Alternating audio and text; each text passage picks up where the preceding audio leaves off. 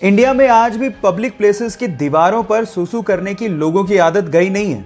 In fact देखो गधा सूसू कर रहा है ऐसा लिखवाने के बावजूद भी लोग उसी दीवार पे सूसू करते हैं और ऐसे स्लोगन हमारे देश की सुंदरता को शोभा भी नहीं देते। और इनफैक्ट ये हमारे देश की प्रॉब्लम नहीं है, ये और बहुत सारे देशों में है। इसीलिए कुछ देशों ने इसके बहुत ही इनोवेटिव सॉल्यूशन ढूंढ लिए हैं।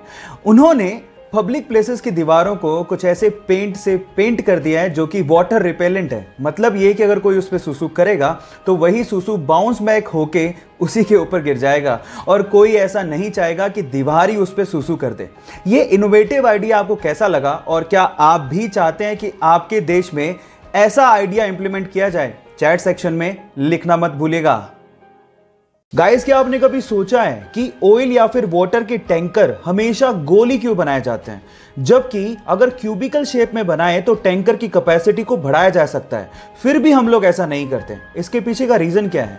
डोंट वरी, मैं आपको बताता हूं। उसके पीछे का रीजन ये है कि जब भी किसी लिक्विड को किसी बॉडी में कैरी किया जाता है तो वो लिक्विड बॉडी के कॉर्नर्स पे बहुत ज्यादा प्रेशर बनाता है, जिसकी वजह से कॉर्नर्स के क्रैक होने की संभावना बढ़ जाती है और लिक्विड वहां से लीक भी हो सकता है।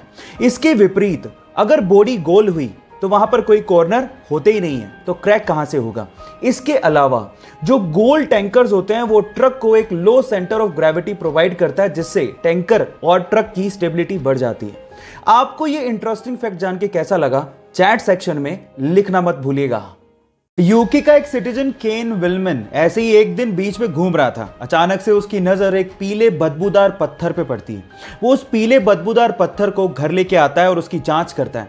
जांचने पर पता लगता है कि ये पीला बदबूदार पत्थर और कुछ नहीं बल्कि व्हेल की एक उल्टी है।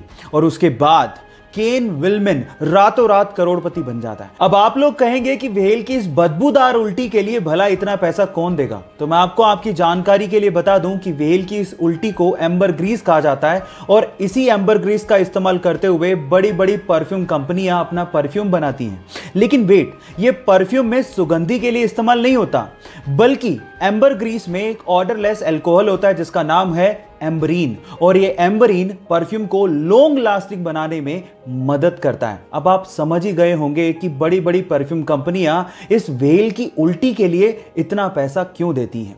ये इंटरेस्टिंग फैक्ट जान के आपको कैसा लगा? चैट सेक्शन में लिखना मत भूलिएगा। गाइस, क्या आपको पता है कि इस दुनिया का सबसे हल्का सॉलिड मटेरियल कौन सा है? डोंट वरी, मैं आपको बताता हूं। वो है एरोजेल, जो कि 99.8% एयर से बना होता है। ये सुन के आप लोग हैरान रह गए ना? अब आप लोग इसको देख के सोच रहे होंगे कि शायद ये हीट के कांटेक्ट में आते ही मेल्ट हो जाएगा या जल जाएगा या हीट को ट्रांसफर करने लगेगा। तो यहां पर आप गलत हैं। एक्चुअली एरोजेल एक बहुत ही अच्छा हीट इंसुलेटर है। अभी बहुत अच्छा हीट इंसुलेटर है और साथ ही साथ ये हल्का होता है। इसी वजह से नासा इसे अपने स्पेस प्रोजेक्ट्स में मशीनरी को इंसुलेट करने के लिए इस्तेमाल भी करता है।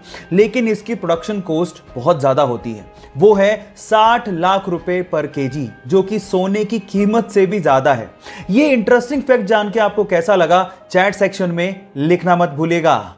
गाइस, ये जो आलू चिप्स आप लोग खाते हैं उसके पैकेट्स को देख के आपको ये अक्सर लगता होगा कि कंपनी वाले पैकेट्स में सिर्फ हवा भर के बेच रहे हैं। इसमें चिप्स तो नाम मात्र के होते हैं और ये हमें ठग रहे हैं। लेकिन जिस हवा के बारे में आप लोग कंप्लेन करते हैं ना, वो नॉर्मल हवा नहीं होती, उसमें नाइट्रोजन भरी जाती है। और एक्चुअली वो नाइट्रोजन ही है जिसकी वजह से पैकेट का चिप्स इतना क्रिस्पी रह जाता है, यानी कि नाइट्रोजन चिप्स को प्रिजर्व करती है। इसके अलावा नाइट्रोजन एक और काम करती है। जब चिप्स को ट्रांसपोर्ट किया जाता है तब ये चिप्स आपस में टकरा टकरा के चूर चूर ना हो जाए, इसको बचाने के लिए नाइट्रोजन एक कुशन की तरह काम करती है। अब आप जान गए होंगे कि इस हवा के पीछे का राज क्या है। ये चिप्स के पैकेट्स की अंदर की हवा का फैक्ट जान के आपको कैसा लगा? चैट सेक्शन में लिखना मत भूलिएगा।